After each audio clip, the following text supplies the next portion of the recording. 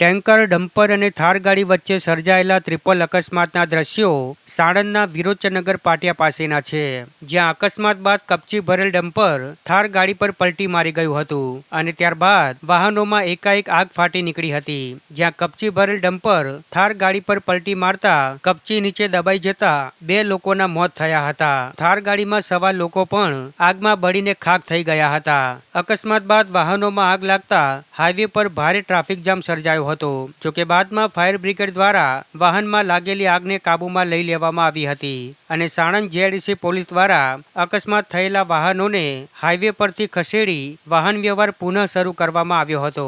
Dumper અને ટેન્કરના ચાલકે ગફલતભરી રીતે વાહનો ચલાવતા આ અકસ્માત થયો હોવાની હાલ પ્રાથમિક માહિતી સામે આવી છે.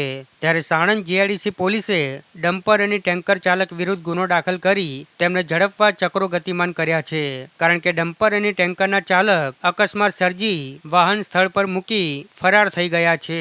પોલીસ તપાસમાં મરણ જનાર થાર ગાડીમાં સવાર સાણંદના અમથાપુરા ગામના એક વ્યક્તિ અને એક અજાણી વ્યક્તિ હોવાનું સામે આવ્યું છે.